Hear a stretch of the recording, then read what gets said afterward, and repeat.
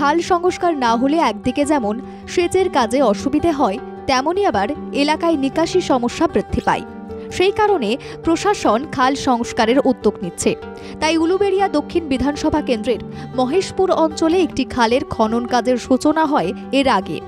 রাজ্য সরকারের জলসম্পদ অনুসন্ধান ও উন্নয়ন দপ্তরের উদ্যোগে প্রায় 3.5 কিলোমিটার খালটির খননে ব্যয় বরাদ্দ করা হয়েছে 1,30,00,000 টাকা।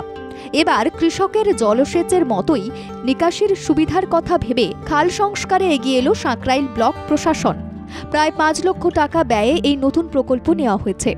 সাঁকরাইল ব্লকের বেশ কয়েকটি খাল সংস্কারের দিকে নজর দিয়েছে ব্লক প্রশাসন। বহু বছর খাল সংস্কার না হওয়ার জন্য 4টি অঞ্চলের বেশ কিছু এলাকা জলমগ্ন হয়ে পড়ছে। সেই সমস্যা থেকে বেরিয়ে আসার জন্য খাল সংস্কারের দিকে নজর প্রশাসনের।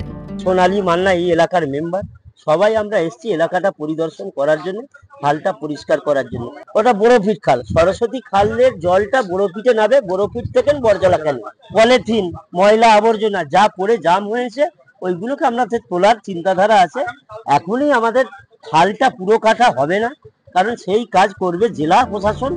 সরস্বতী নদীর সংস্কারের কাজ চলছে। আন্দুল পঞ্চায়েত, মাসিলা পঞ্চায়েত, কান্দুয়ার পঞ্চায়েত এবং নিউ করলা এই সকল অঞ্চল দিয়ে যে খালগুলি গেছে সেই সকল খালের জল গিয়ে পড়েছে বড় পীরতলা খালে।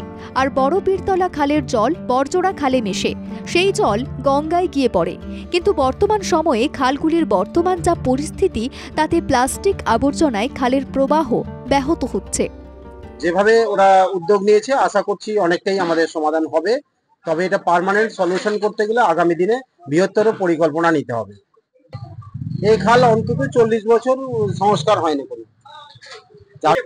এই খালটা অ্যাকচুয়ালি সরস্বতী নদীর শাখা খাল। এটা বড়পিট খাল হয়ে বরজলার খালে যাচ্ছে, ওখান থেকে সারেঙ্গা হয়ে আবার নদীতে সরস্বতী গঙ্গায় জলকে চলে যাচ্ছে না। তবে আমাদের সত্যি কথা বলতে কি, গভর্নমেন্ট এমনি টুকিটাকি যে সমস্ত উদ্যোগ নিয়েছে সাকসেস হয়েছে এই যাবৎকাল পর্যন্ত। আশা করছি এটাও সেইভাবেই হবে। অনেকেই এই খালের ওপরে দোকান তৈরি করে বসে আছেন বেআইনিভাবে দখল করে। সাঁকরাইল ব্লক প্রশাসনের নির্দেশে পঞ্চায়েত সমিতির কর্মাধ্যক্ষ এবং পঞ্চায়েত প্রধান একসঙ্গে পরিদর্শন করেন খালে। প্রশাসনের কর্তারা মনে করছেন, মানুষ সচেতন না হলে এই খাল স্থায়ীভাবে সংস্কার করা সম্ভব নয়, কারণ প্লাস্টিক থেকে শিল্পের বর্জ্য গতিরুদ্ধ করছে এই চিরাচরিত খালের। হাওড়া থেকে দেবাশিস গোছাইতের রিপোর্ট, বাংলা জাগো।